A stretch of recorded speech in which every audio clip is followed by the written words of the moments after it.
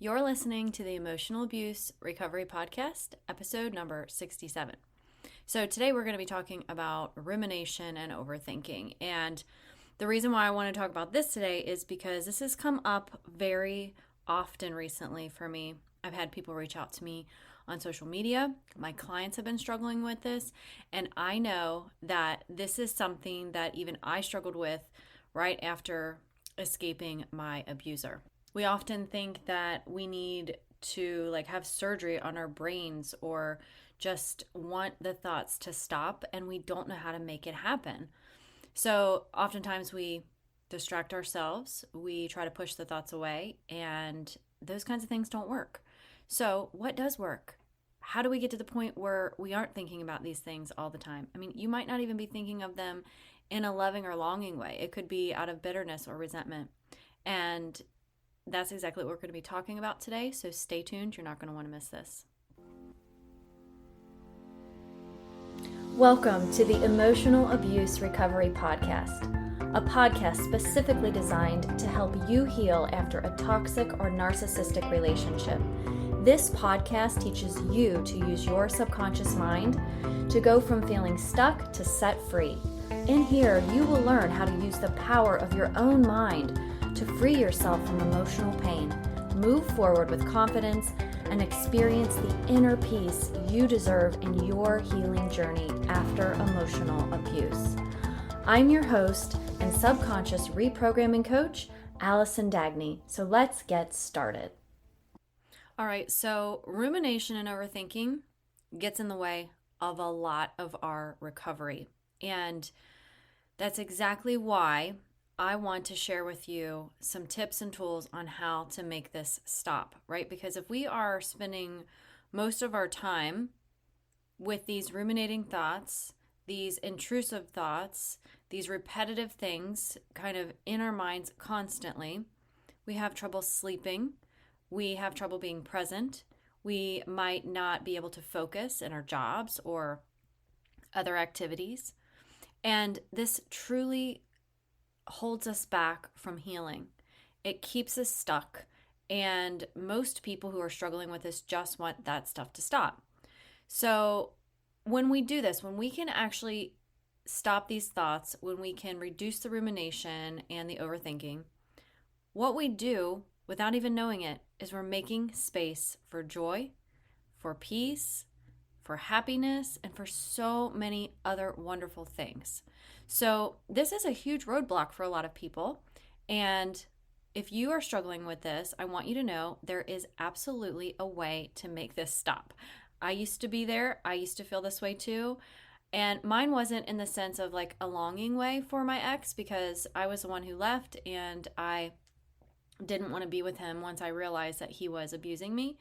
But I did have ruminating thoughts. I did have this time where I was stuck just obsessing over why he was getting away with it and why he got to be so happy with all these new women in his life. And, there was a lot of that going on inside of my head. And it continued until I learned how to reprogram my mind. So I'm going to help you with this today because so many people get stuck in this, and I'm going to also teach you why this happens. And so I think when you know what you're working with, it helps you so much more to be able to empower yourself to make the change. So when it comes to rumination and overthinking about your ex in the context of emotional abuse, typically what goes on in your mind is you are replaying the thoughts of the past, of the things that happened to you, of the painful memories, or you could also be ruminating over the positive things. You could be thinking about all the wonderful things that happened in the relationship. You could be dwelling on just how the person in your life treated you so well or was very kind or loving or nice, right? So you could be doing it from a resentment kind of place, an upset or angry place, or you could also be doing it from a longing, lonely, sad space as well. So for you, knowing the difference is probably pretty easy. You can probably say, yeah, I can't stop thinking about it, but it's because I'm so angry and I'm so upset with what they did. Or you might be thinking of it like they were the love of my life and I can't stop thinking about it because I'm in so much pain. Either way, this is going to apply to you if you want to get the thoughts to stop. So when a client comes to me and they say, I just can't stop thinking about it, help me stop thinking about it. Well, the first thing is to know that this doesn't happen with the willpower method. You're not going to be pushing thoughts away. You're not going to be distracting yourself to try to numb the thoughts out. The way that you have to change any sort of behavior that happens inside of you is with your subconscious mind. There are neural pathways, billions and billions of neural networks inside of your brain that send messages from your body, from your environment, from your all of your senses and from your memories, and they create a level of belief systems inside your mind. And when things happen differently outside of you, when things go against the way that you believe that they should be, that's when you start to suffer. And that's what happens when you do that, is your rumination begins. Rumination is, only thing rumination is a habit. If you get up every morning and you check your phone every single morning without fail, that's a habit. If you get up every morning and you make a coffee, that's also a habit. If you brush your teeth every day, that's a habit, right? We all know what habits are. The same thing is happening inside your brain when you're overthinking and ruminating. And so we have to break our habits. The willpower method is only running 5% of the show. So if you tell yourself consciously that you want to stop doing something, for most people, that just doesn't work. I mean, you've probably heard of New Year's resolutions and how quickly that those fall off. And it's the same thing, because unless you're changing something in the core part of your being, you're actually not going to make long-term changes. Now, you've probably heard of a trauma bond before, but if you haven't, a trauma bond is where the victim is put into the cycle of abuse by someone who is deliberately trying to harm them and then reel them back in. So there may be love bombing happening and a lot of idealization and affection and love. And then they start to devalue that person, and then eventually a discard happens.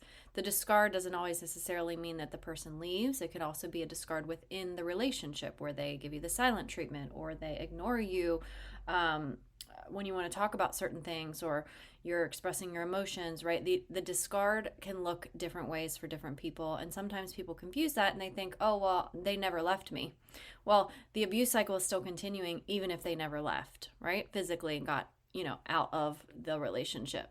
Now, this episode isn't about the trauma bond, and I have other episodes about that you can go back and listen to. However, it is important to know that when someone is in a trauma bond, oftentimes they are in sort of a state of addiction to the positive, like to the love, to the goodness, to all the wonderful things that this person showed them at some point, right? Because they want that back, because that increases the feel-good chemicals inside of their body. So that's why we keep going back to the abusers when we have been devalued and we have been abused and we have been hurt and mistreated, because we're looking for that positive feeling, that goodness again. So this is the cycle. And if you weren't familiar with that, and now you are, and you may be, nodding your head saying, yes, I understand this, and that's me, and I've been in that trauma bond. Well, what happens a lot of times for people is after the relationship ends, they stay in that state. They're still there, right? They're still in that feeling of longing, trying to get that stuff back. And that's not the case for everyone, but for a lot of people it is. And so I want to talk a little bit about how rumination is created because of the trauma bond. So I want you to think about this similarly to someone who has a substance abuse addiction, right? People don't use drugs and alcohol because they want to harm themselves. They do it because it gives them something positive. It makes them feel better. It numbs their pain or whatever that might be. And most people know this and recognize this. Well, a trauma bond has a similar effect. And in the case of a person who is longing for the person who hurt them or the person who is putting them through the abuse cycle, thinking about the positive things is similar to using a substance to help numb the pain. The problem here is that it creates more pain, right? Because then you're just continually thinking about it. But what the brain has done is the brain has said, oh, this person is thinking about this, and they've been thinking about it for multiple times every day for the past several days. And so your brain steps in and says, this is important. And then what your brain does is it puts it on automatic for you so that you don't have to think about it anymore, right? Well, that's a problem for us, especially when we're trying to recover and heal from emotional abuse, because we don't really want to be thinking about it. So all this stuff is happening without even our conscious awareness. So now you might be asking, well, how does that work when I don't want to be with my ex, right? How is it similar if I don't want to be with them, but I'm still thinking about it and I'm still obsessing over it and I'm still angry? Like, why is that happening? And the reason is the same, because it gives you something positive. And you may be thinking, well, how does that give me anything positive? And most people don't realize and understand that pretty much anything that we do, any behaviors that we have, are self-serving to help us feel safe or to help us feel comfortable, to keep us out of a nervous system response. And this is no different. So if you're thinking about your ex and ruminating over how they're getting to live their best life, and you're just swirling in your head all the things that you keep seeing on their social media and that you keep hearing about from friends and family and about how they're with this new person now and life is wonderful, and all you keep thinking about is, this is not fair. Why do they get to move on? Why do they get to heal? Why did they get to have such a great life? And I'm over here suffering when I'm the one who went through all this. I'm the victim here. So I want to ask you, what positive intention could you be having by thinking of these things continually, over and over and over? Remember, they didn't start out automatic. It started out with a conscious thought, thinking about things, looking at their social media, entertaining the conversations with other people about what's going on in their lives, and then it became automatic. However, it also became automatic because your brain saw it as necessary.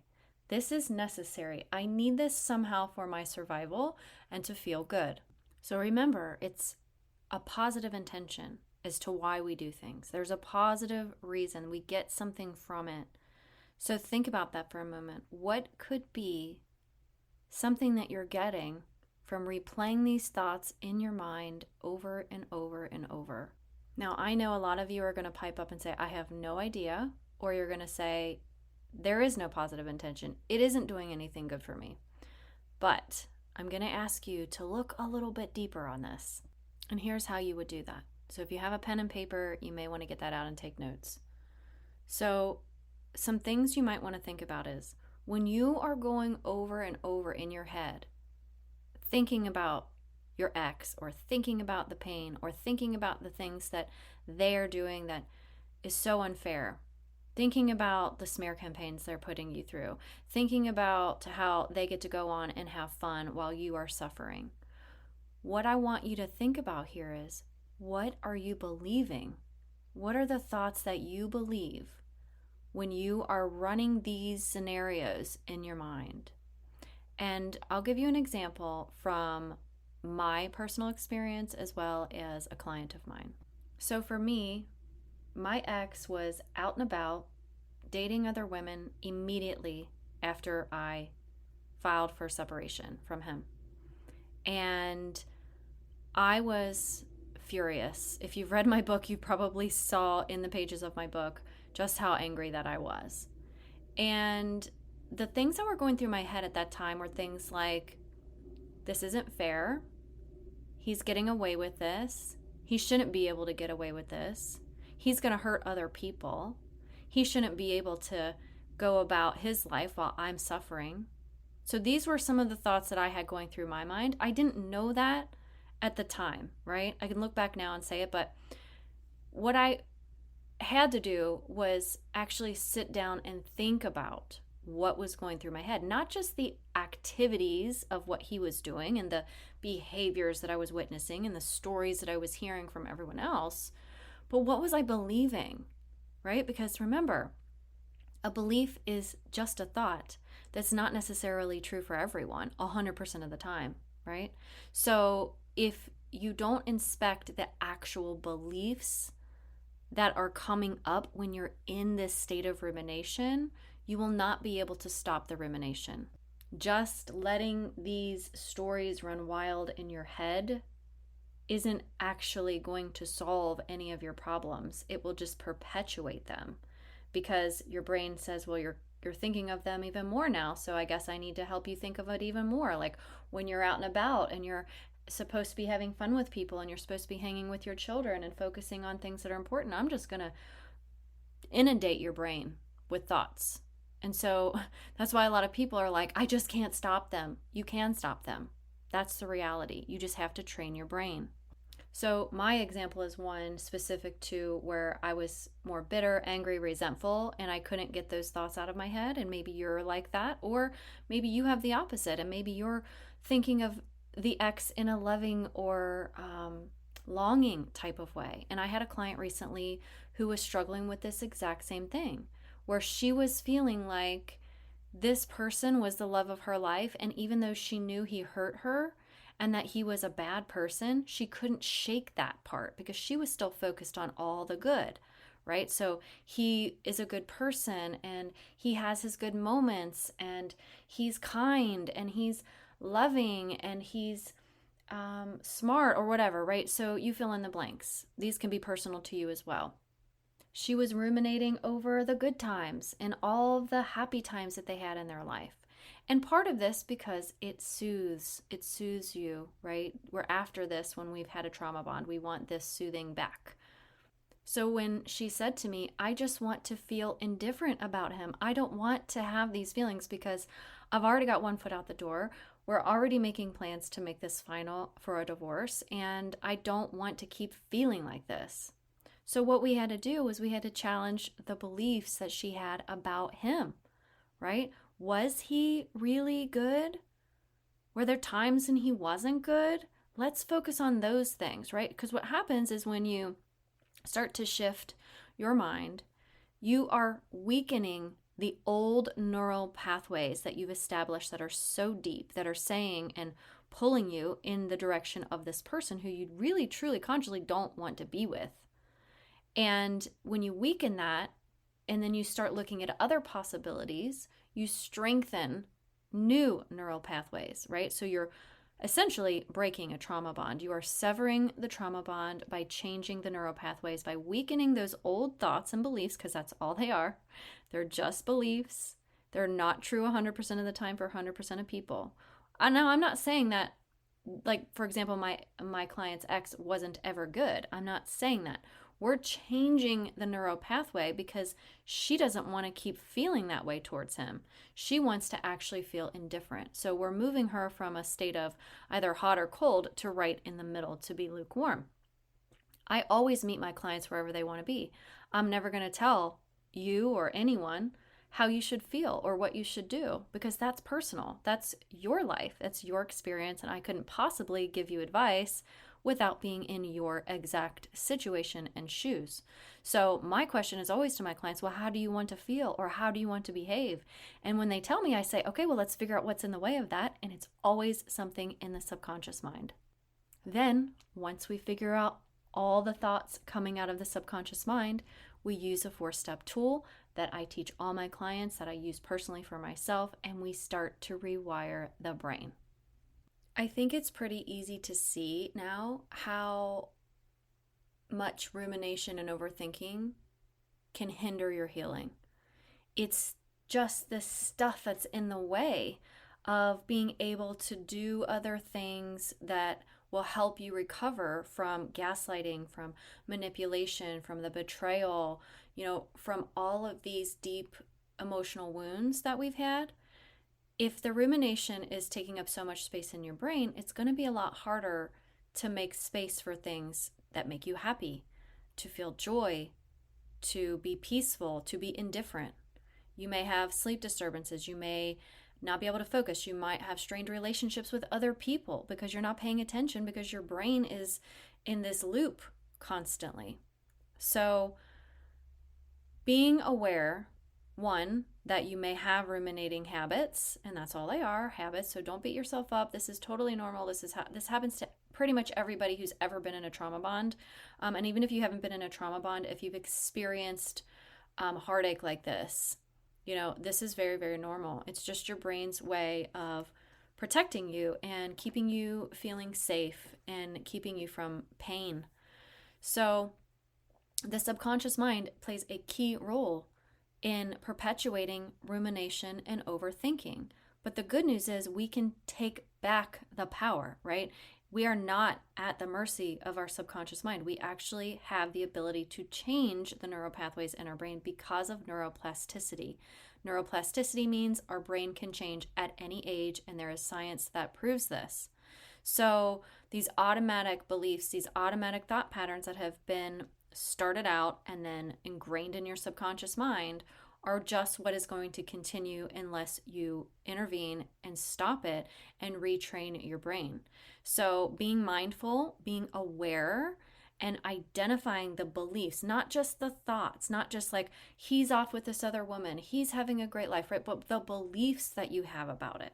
Like he shouldn't be able to have a happy life. He should be suffering. Right? What are the things that you believe inside your brain? Because if you believe those things and then you see something different, that's when you suffer, when reality disagrees with what's going on inside of your mind. So let's talk about some strategies to challenge these automatic beliefs.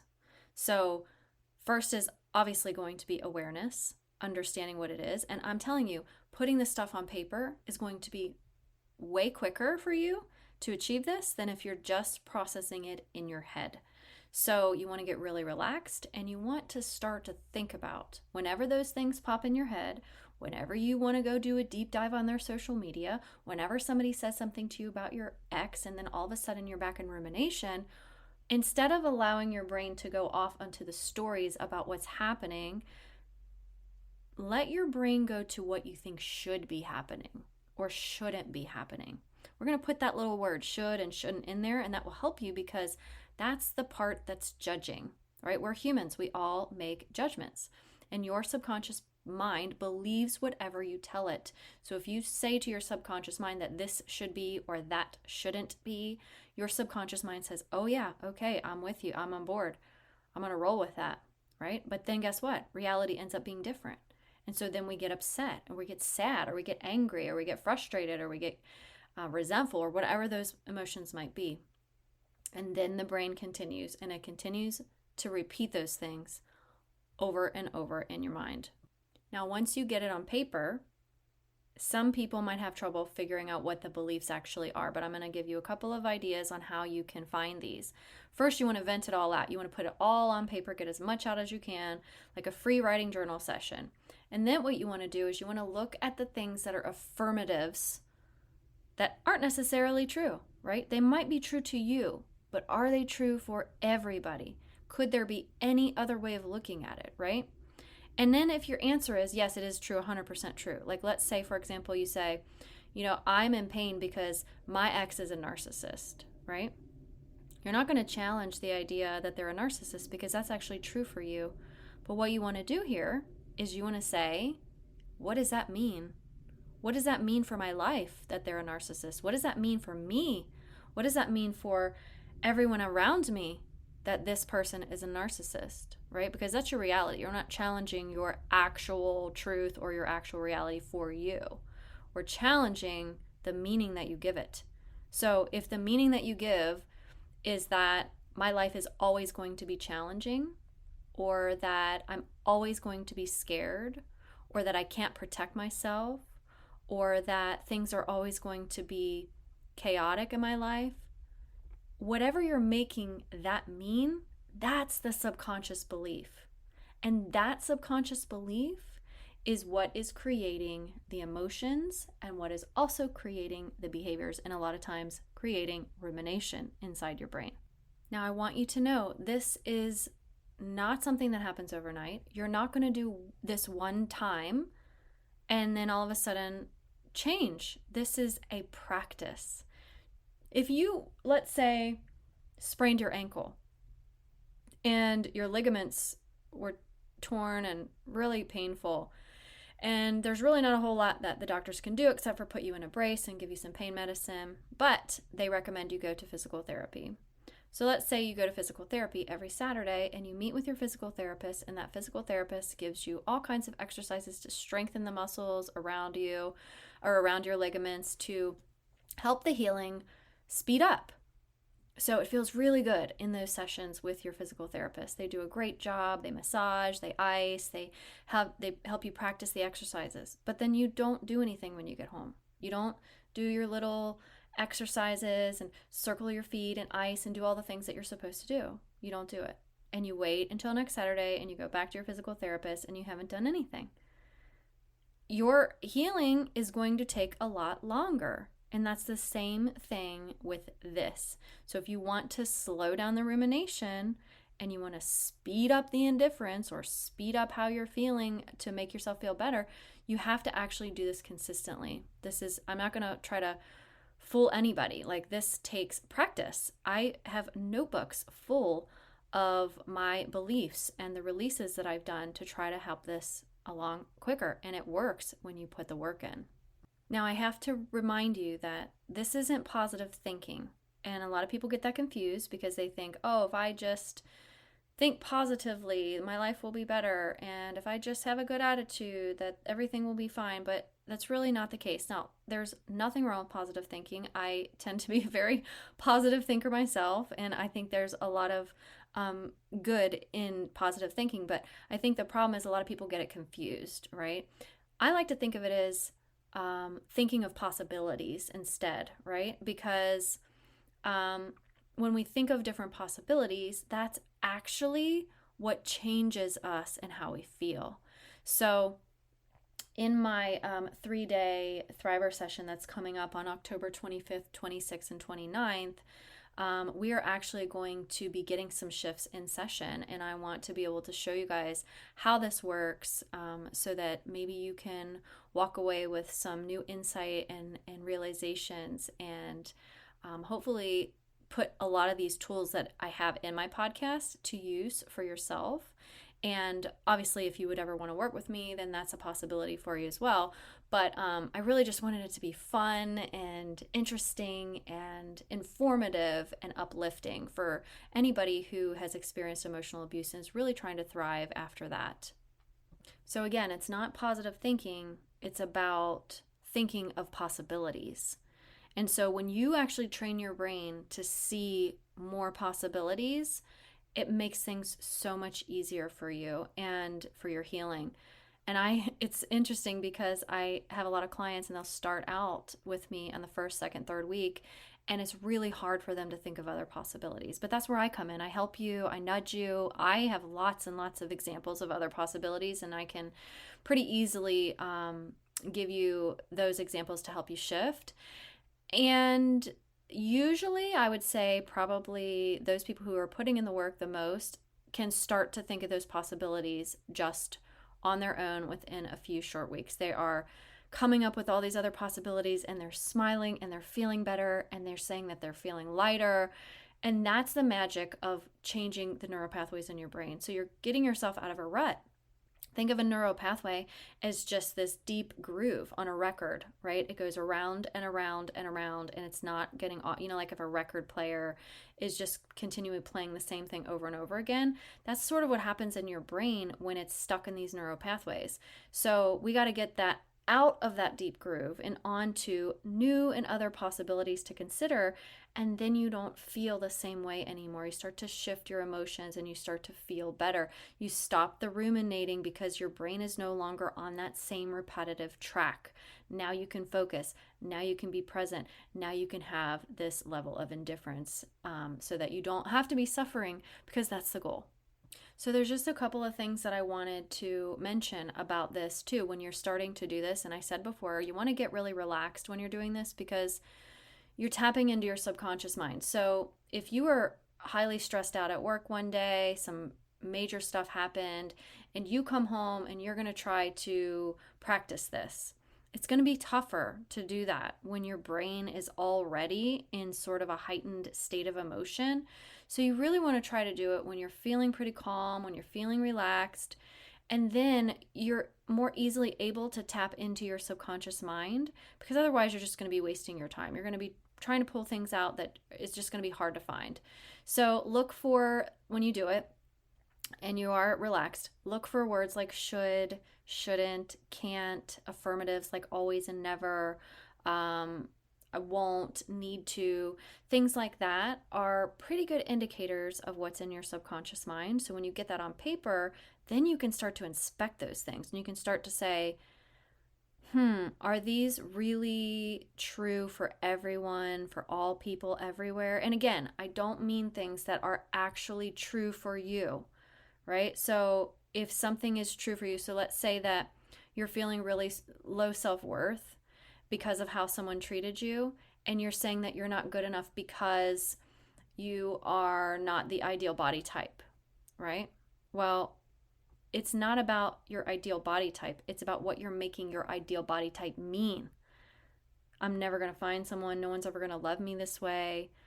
Those are the things that I'm talking about here. So if this ever gets convoluted, I want you to know that it's not about the things that you know are your reality. That's when you have things that you know are your reality, you need to take it a step further and say, well, what am I actually making that mean about myself? If it's something like I shouldn't have to deal with this, maybe there's some reason you should have to deal with it. Let's think about that. Maybe it's helping you. Is there any benefit to it? Could your kids be witnessing you as a really strong mother, and it helps them be really strong against bullies, right? So it's considering other possibilities. And that's what releases that tight grip on that neural pathway inside of your brain.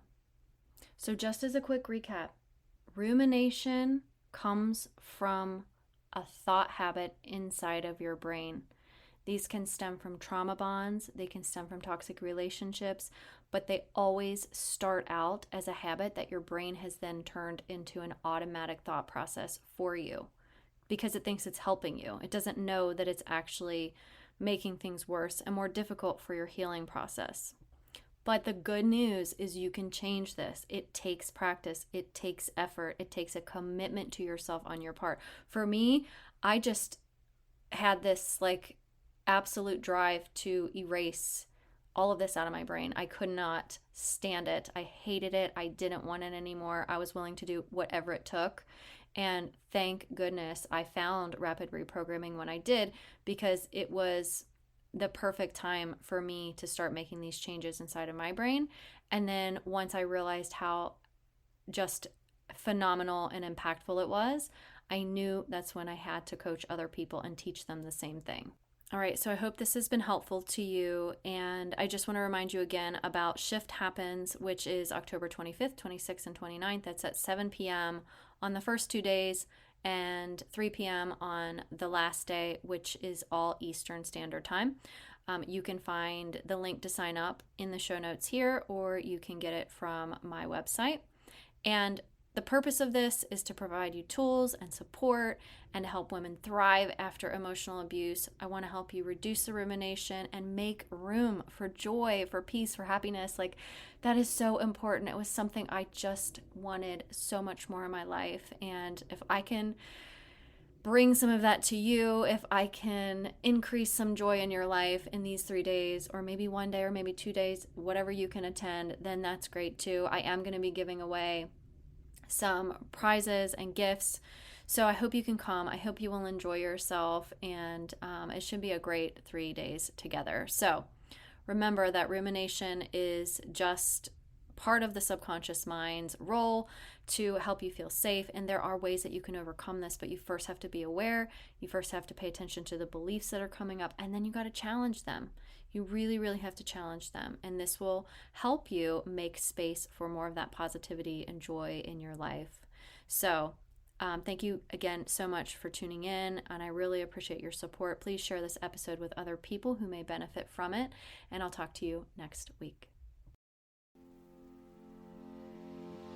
Thank you for being here with me today in the Emotional Abuse Recovery Podcast. I hope you found value here with me. If this podcast episode was helpful to you, I'd love for you to hit subscribe and leave me a review. My goal is to help you go from feeling stuck to set free. You can find me on Instagram and Facebook, and you can check out whentearsleavescars.com for more resources and information to help you with your own emotional abuse recovery. Until next time, here's to believing in